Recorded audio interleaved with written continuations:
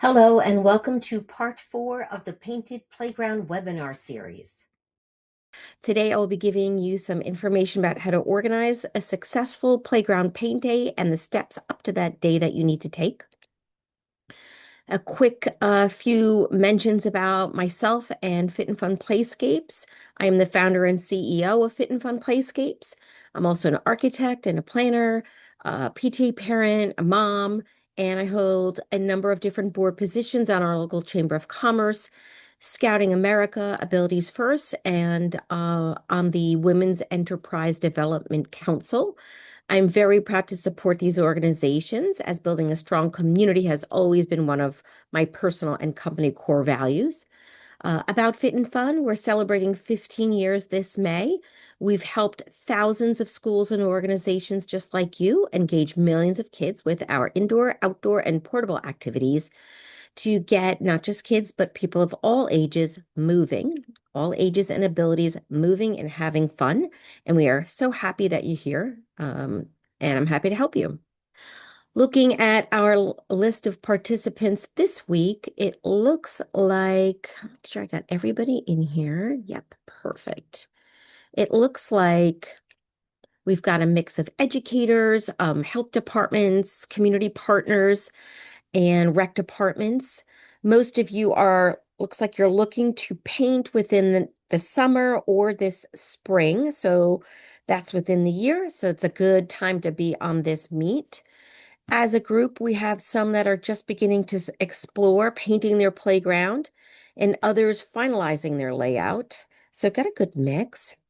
Please feel free to collaborate with each other, introducing yourselves on the chat. I'll let you do that if you wish. So let's get everybody on the same page about where we are at this point in the process. You started with a vision and a goal to paint games, and you understand the positive impact these activities can make for your school or community. You figured out how you're going to paint, and you've chosen your method. For this part of the webinar, we're going to assume that that method is stencils and paint options. We've talked about some other options. Last week, we provided you with some solid information on how to organize activities with the Fit and Fun planning formula and provided a variety of options to create an inclusive experience. For this episode of the Painted Playground webinar series, we'll be guiding you on how to organize a successful playground paint day.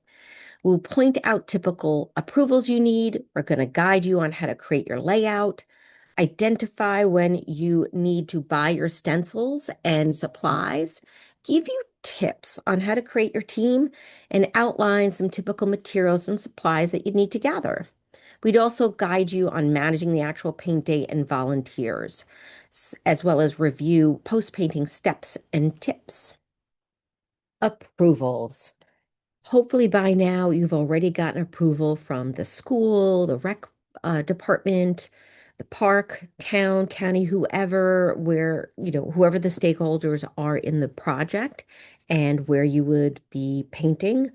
Luckily, I'm not aware of any particular permitting or municipal approval that is required. However, painting within a street or a sidewalk will likely require some sort of approval or permit with the DOT or the municipality. Even think about areas that are in a historic district. Within the school grounds, you definitely want to get approval from either the principal, the superintendent, board. It really depends on the arrangements and responsibilities of each district. Obviously, you can't go around and just paint anywhere, and I would not assume that permits or approvals are not needed, but to instead ask the questions way in advance. On the last episode of this webinar series, we discussed how to map your playground and the various considerations you should think about concerning existing conditions and types and pavement.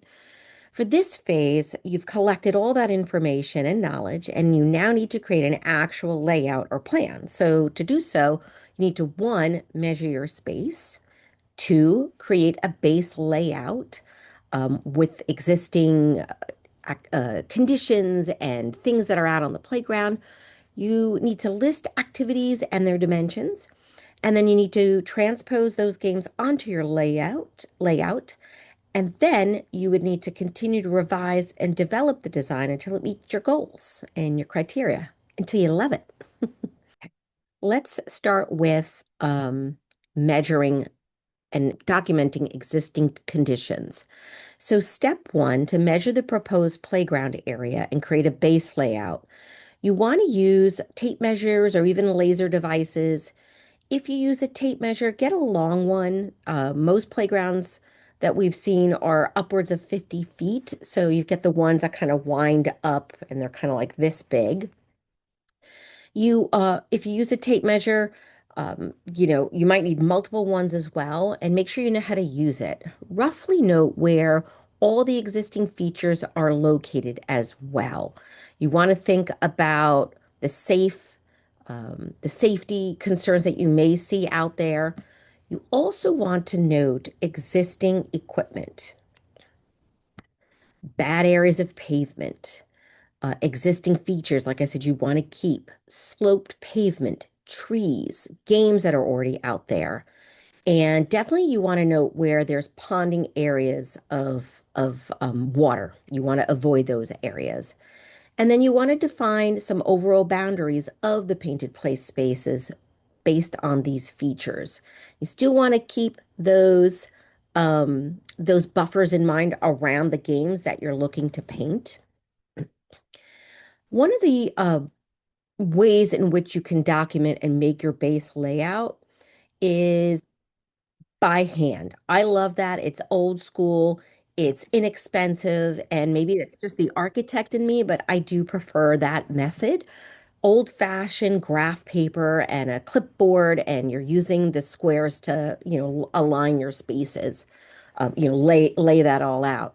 There was a program, an online free program called Desmos. I did check it out, played around with it a little bit. I did find it a little cumbersome, and it kind of looks like this, if you can see on the top left, like this gridded layout. You can import and copy and paste a Google Maps view into it. But other than that, I just found it a little cumbersome. So I'm going to suggest that we just stick with the old school low tech way and, use graph paper, keep your lines nice and straight. Here's an example of one that we've collected over the years. And you want to try to make your lines to scale. So, for example, maybe each little square is equal to 4 or 5 feet. And I would lay existing features out, all these things. Here they noted even the trees for the shade, some stairs, ponding water, cracks. And once you have that base layout, you want to make a few copies so that you can play with it as you're adding and blending in the activities. Next, you want to make a list of the stencils or the designs that you want to paint. Note their overall length and width. Keep in mind that some stencils do not just come with a certain layout. You have some flexibility with the designs. For example, a hopscotch, if you're purchasing a stencil or if you're painting it by hand, it's pretty much a standard length and width with the company that provides you with the information or the design that you create. But like a stencil pattern that is, let's say, animal paw prints, you might be able to take that and replicate it and duplicate it many different times and in different patterns. So keep that in mind. But essentially, you want to make a list of that activity or the design that you want to paint. Note the length and the width. You can use a simple Google form or an Excel spreadsheet. I love to use a Google form because you can share it with your team because you'll see that there's other columns that we're going to use that we're going to include into that same spreadsheet for when we're organizing the actual paint day. So notice that I put those in there. See the number of volunteers, times to apply, painters. So we're going to talk about that in a few more slides. Once you have your base layout, got your list of designs, you're going to start to develop your plan. Using the zones we mentioned in part 2 of this webinar series, sorry, part 3 of the webinar series, mapping your playground, You're going to take that and you're going to start transposing it or sketching that onto your base layout. You'll see on the screen here our Fit and Fun Playground planning formula to the top left. You see a shot of that table that I just showed you in the previous slide. And on the right, you see three very different types of sketches. On the top right one, that's one made professionally. The one in the middle was created by an Eagle Scout. They sketched it on some lined paper and they got the job done. And on the bottom right is the layout that I had showed you, I think, in the previous, or a similar layout that I showed you in the previous slide, where they looked at those existing conditions and they're starting to blend in the designs that they'd like to choose. You'll want to make a few different designs until you're happy, you and your team are happy with the version created, that addresses the safety concerns we discussed, that includes buffers around some of the larger games, the kickball, basketball, foursquare, pickleball, those types of games. And then you want to make sure that it notes any sloping areas where some of the games would not be a good fit, existing conditions, and that unstable, cracked pavement. So at this point, we went over the options. We went over the advantages and disadvantages for paint and stencils in part two. We talked about all of these things in the playground painting methods and materials part of the webinar series. So I'm not going to go into it much here, but broadly speaking, these are some of the essential standards you want to consider when you purchase stencils and paint. Stencils, you want creativity, lots of variety, reusability, easy to store. You want to make sure the company provides really good support, that they're reputable and are familiar with your vision, your materials, and the process to best guide you. For the paint, you want something that's in line with your budget, in the ability, experience, and the comfort of your team. I cannot stress that more. Some people like spray paint, some like liquid paint. The type and durability and the safety and the economics all play into the paint.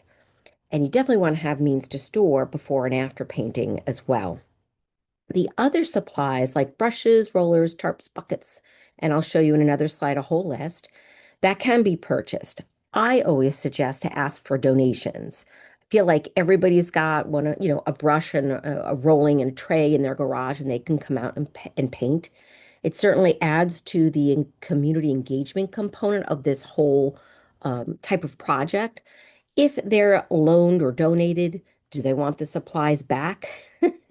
Don't just think they're gonna drop off and they're gonna stay with you. Some folks may want them back. So you want to make sure that you fully understand if are they donating it or loaning it. And if you're purchasing, you just want to make sure they're pretty good quality. The pavement that you're painting on, it's pretty rough. It's not flat and smooth like most of the walls in our homes. So we try to find the balance with our materials, like I've said in the past, that balance between economics and durability, as well as safety. So painting, build your painting team. That's the next thing. I strongly suggest you don't just tell your team to show up. Playground painting is a labor of love. You're on your knees, it's warm out, and there's a physical component, and you need good leadership, especially for projects that have a lot of different stencils. And that's a lot of what we see. So I'll speak mostly to that. If you're painting one, two, maybe three games out there, it's really not important to have such a large team. So this really speaks when you've got, 100 feet by 200 feet full of games. I think it's important, no matter what project you work on, to designate the manager, right? That's usually the lead, the visionary. Is that you? Probably if you're on this call, that might be you. The leader really is the ultimate decision maker. And like I said, the visionary. But ask yourself if organization and management is your strength. If not, delegate that to someone else, right? Not everybody is the visionary and the manager and the doer, because on that paint day, especially for one on a larger scale, there's a lot of people out there. So delegate management to someone else. The manager is typically the person who's going to organize the day, gather the team, collect the supplies, coordinate with the place you're painting, and tell everybody how you're going to clean up. So for large paint days, I recommend you create this team. As the manager, take your plan, take your list, take your stencils and paint, and the vision, and get people around you to support that vision. Who are your cheerleaders next to you? Designate that person as your recruiter. You may be the manager and their recruiter, but if you can get someone else to rally the troops and come out there with paintbrush in hand, that's awesome. You want to guide them and ask who will, that person to help get those volunteers. Does the recruiter have the right message about the project? There's some coordination about messaging that needs to go out to the community. How can that message go out to foster excitement and engagement in the community to help? You can make flyers, yard signs, send emails for help. Um, and I would definitely encourage making sign-up sheets and preparing a day schedule as well as certain paint days. You definitely want to think about a rain date as well because the weather plays a big component to the actual paint day. And then if there's room, if you got enough support in your community, designate someone as your right-hand person, your support leader. They are the people that can help collect and distribute the supplies, the water, snacks, sunblock, set up the table. And all of this is helpful so that you can focus really as the manager on conveying the message to the painting crew that day. You'll be working with them, focusing only on the painting. Make sure your paint crew understands what you're doing, um, you know, and provide them with the instructions and plans to let them paint. Let them know how long it's going to take. And then all the other stuff, try to hand off to a supportive partner or teammate. Working with your team and coming back to this short spreadsheet or table, it's really nice to go back to that list of activities, look at the length and width of the designs, and note how many people need to be assigned to each activity, and how long it will take approximately to paint each activity. And then leave a column for you to write their names in there as well. Leave that field open and decide who that's going to be. You may want to add some different time slots too. So for example, if someone's going to paint the daisy hopscotch, it's going to take 1 or 2 hours. Maybe they come in the morning time slot as opposed to the afternoon type slot where there's a larger kickball or pickleball court being painted. So you can stagger these times. Any experienced and reputable stencil company should be able to guide you on how many volunteers and the time it will take to paint their stencils. I can tell you this, if they cannot guide you, they either they don't care or they don't have the experience to provide that information to you. And I would strongly be cautious that you're going to be out there alone on this project. So, setting the dates to paint. Ooh, that animation's really bothering me, so I'm going to zip through this. When painting, when scheduling your paint day, you must consider the weather.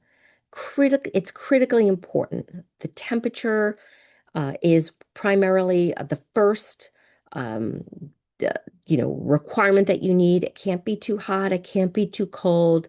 The typical range is between 50 and 90 degrees. Consider the humidity. Low humidity is best. Typically, it's when temperature is 5 degrees above the dew point and relative humidity is below 85%. I have no idea how to figure all that out, but I do know how to go onto my phone and figure and look at all of that a week or two ahead. So you definitely want to get your best day down and then build in 1 or 2 rain dates. Speaking of rain, you do not want to paint in the rain. Do not paint within 1 to 2 days before or after the rain. You want to make sure that the pavement is really dry. We spoke about this earlier, and that's really because you want the paint to last as long as it really possibly can. I'll share a story with you, 2 stories with you. We had a customer a few years ago call us and say, "Hey, the paint is peeling right off." And it was because they were painting in the rain. And so they just didn't know any better. So we want to guide you away from that. Another experience we had a few years ago down south, they painted a few days before a huge hurricane hit. And they knew it was coming, but they still painted. And the rain didn't wash away the paint. The rain came down, filled all the mulch and the gravel that were along these sidewalks, and it pushed all the rocks and the mulch down the sidewalk where they painted and basically scrubbed most of the paint right off. Luckily, Sherwin-Williams stepped up and assisted them, but you've got to look at the weather because do think things do happen. We definitely have the tools now more than ever to understand the weather, the weather patterns. Wind, if you're using stencils, the wind is a factor to consider. The thickness or thinness of them can play a big role into that. And also, if it's windy, you don't want to use spray paint because it will really go all over the place. A typical scenario is when all the conditions that I mentioned above happen. Low humidity, good temperature, no precipitation. I know it might be difficult to try to time that. It doesn't always happen that way, but in terms of scheduling, try to stick to temperature, humidity, precipitation as your top three. The other ones you can deal with. In terms of paint days, we usually see painting happen on the weekends, and maybe that's because most of our customers are schools, but it could really happen any day of the week. Most folks start early in the morning, maybe 9 o'clock, not too early, so that that pavement can warm up a little, but not be too hot out there. Definitely include 1 to 2 rain dates. And again, I apologize about the read instructions on the cans coming back and forth. I forgot to put an end on the animation there, but here's my problem. This is a can of paint. Read the instructions on the back of the can. Is everything that I said here. And if you're not buying the paint from us, the paint should come with instructions. They can all vary a little bit. If we're using spray paint, this is a type that we use. It also has the instructions as well. I'm going to move on from this slide because it's bugging my eyes out. Okay, in addition to your stencil and paint, here is what you can expect to pack up and have on hand in preparation of your paint day. You don't have to screenshot this. I'm going to put this in a checklist for you as part of our downloads that you'll get probably over the weekend, certainly by Monday morning.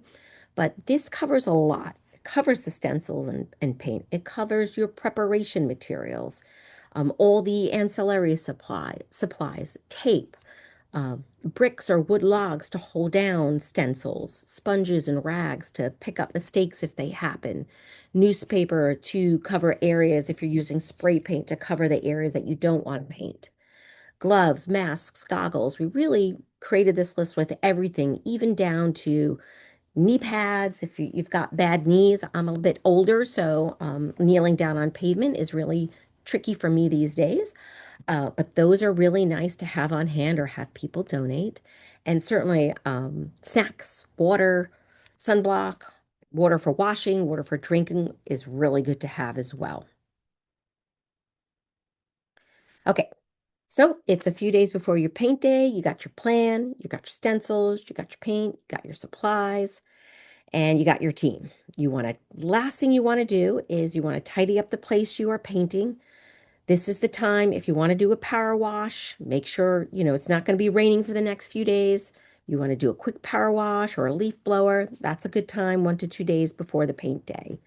You want to make copies of the plan to hand out, sign up sheet for the volunteers. You want to make sure you've got all the instructions printed. We also offer video instructions. Make sure everybody has the link to those if you're using FitFun. Um, and I want to mention this too, a word on bringing kids to paint. When you start to send this information out and you're talking, you may get questions. Hey, do you mind if I bring my children along? I did that when my kids were younger. The truth is that some kids really do well with painting and some don't. It's very tricky. So if there's a place that they can hang out and play off to the side, that's great. It might become distractful to the parent who's painting. And it's going to be definitely tricky for you to let some kids paint and not let some other kids paint. We all know both of those types of kids. So you want to just be careful about how you're going to phrase that answer when someone asks if they can bring their kids. I'm not going to give you an answer. You have to make the decision on your own.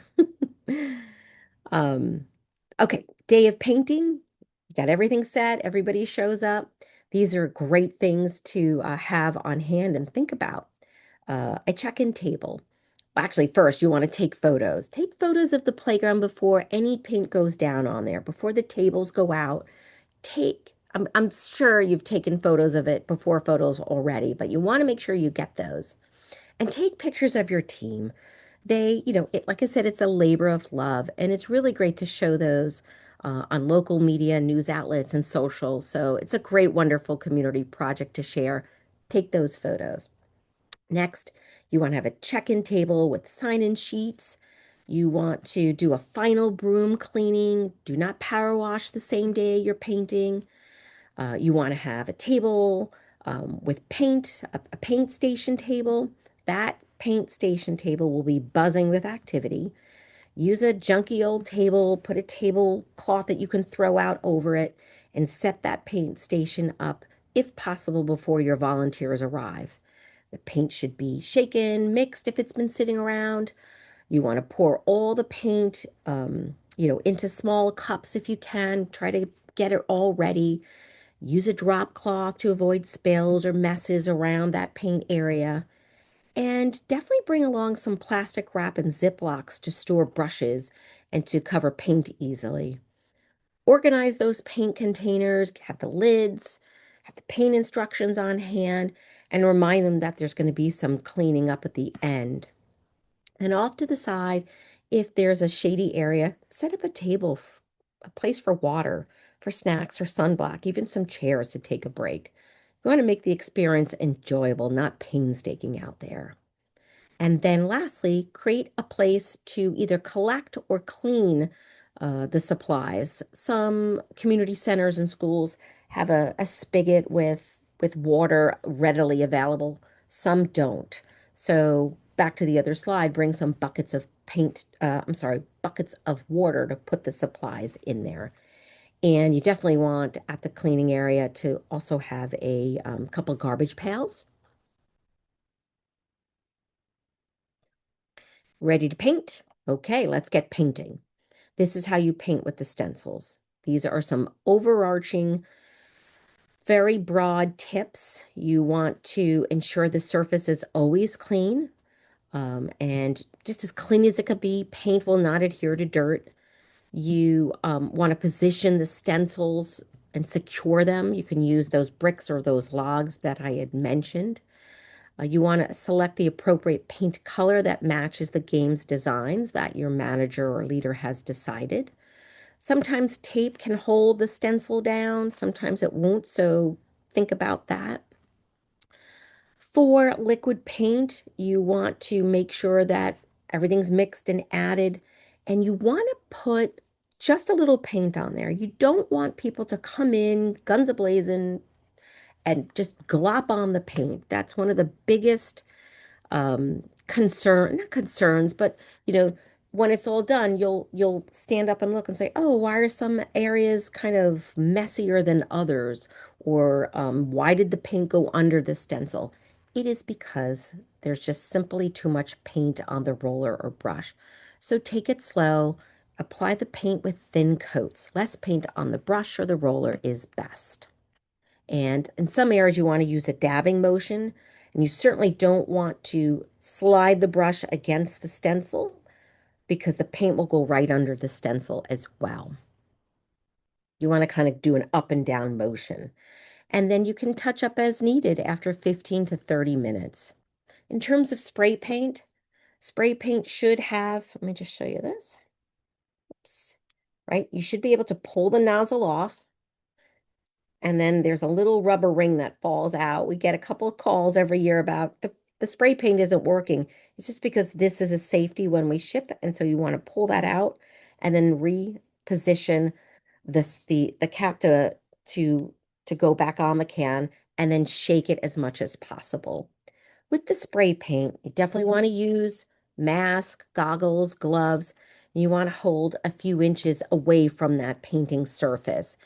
You want to use wide sweeping motions, not in one spot for a long time. That will cause it to just run and gather and make it very spotty. So just don't hold it in one place. And then when handling the stencils, you want to, at least for our large stencils, have two people, one on each end. Once the paint dries, lifting them up and not dragging them across the paint that you just applied. You want to clean the stencils as quickly as possible. Our stencils actually have a liner on it, so you can peel off the liner after your first painting, and you'll have essentially clean stencils, kind of an added benefit. And we talked about cleaning and disposing of the supplies, securing the paint lids on the cans, and then lastly, allowing the paint to cure. Try to set up, like if it's a community playground, you want to set up cones to keep people off. Just because the paint is dry doesn't mean that it's ready to be walked and played on. And then definitely you want to take some photos. When you're all done, it's a success. This is a photo of actually my son and my husband during COVID. My son's Eagle Scout project got canceled, so he had to come up with something outdoors. So thank goodness his mom owns this company, so able to put it down. But he really didn't want to do it, and I didn't want him to do it, but that's the way it went. And he just sort of dealt with it during COVID. But so afterwards, it's a success. Everyone showed up, the weather held out, no one spilled anything, and this is the time to pat yourselves on the back. Take those photos, take it all in, and just coming back to the curing part of this. Just don't let anybody go on it for at least 24 hours or whatever it states on those cans. Allow the paint to cure and really bond with the pavement. It can vary depending on the paint that you use and the weather conditions. If it's humid, it's going to take longer to cure. And just remember, just because you can touch it doesn't mean you can walk on it. So keep that in mind. I think that comes to the end of our presentation. I just want to take a brief moment and mention that some other things that Fit and Fun Playscapes is going to do. This is part 4, and I hope that we helped you learn about, at this point, learn about the importance of movement, making the right decision to paint colorful, engaging activities to improve health in your community. We hope now you understand the options for painting these activities and how to plan and create a really beautiful, inclusive experience. And today we shared with you how to manage that paint day and implement all the ideas that you've had. I encourage you to reach out to us. Um, we have free online resources to further guide you. We have over 150 blogs covering all sorts of topics from playgrounds and recess to sensory paths, special education and needs. We have a grants page. It's thin these days, but there are some really good options. And we see those grants coming out more this year. We've got a robust online shopping format, inspirational pages with a catalog or a flip book, and even with this webinar series, we continue to provide professional development and and informational support like this to so many communities. Whether you're focusing on recess, sensory needs, social emotional learning, or just fun, we're here to help you all. We're accessible by phone, chat, email, or virtual meet. And we really strive to get you all the information that you need to make the best decision for you. Next week, we're going to be doing part 5. It's up next. It'll be our final chapter of this webinar series, and the topic is sustainable playground practices. If you have questions about how to best extend the life of your painted playground, how long different paint lasts, which we touched on a little bit earlier, um, reusable products, and how to maintain your playground, this webinar will share our tips on getting the maximum life out of your painting efforts. and provide you some ideas for playground painting in your community. So please join us next Wednesday, April 8th at 3 p.m. This concludes part 4 of the webinar series. Like I said, I hope you enjoyed it. Within the next few days, we'll send you a recording of the webinar, as well as the full presentation and that short informational flyer on this topic, just the bullets, just how we like them. If there's helpful links to add in, we'll do that as well. And you have my contact information, as well as that awesome 15% coupon code. Some people have already used it, so take advantage. It's valid today. Let's take some questions. We went a little bit over again. Next week is definitely going to be shorter. I can promise you that. But if you have any questions, I think that we would all benefit, everyone on this call, and I would be happy to answer those for you. Any questions? Okay, a question that comes up quite often is, okay, we're out there with volunteers. These are inexperienced people to a great degree. What if the paint spills? So, um, working with volunteers, mistakes happen all the time. And so it's about the attitude that you have. You turn those mistakes into successful moments. The paint spills, you can't pick it up. So what do? Turn it into a flower, turn it into bugs or shapes or some sort of messaging, freehand messaging. I want to thank you again for joining us. Thanks, Devin. Thanks for the clap. Thank you for joining us. If you have any questions, feel free to reach out to me in the means that I mentioned. And please have a wonderful rest of your day. It's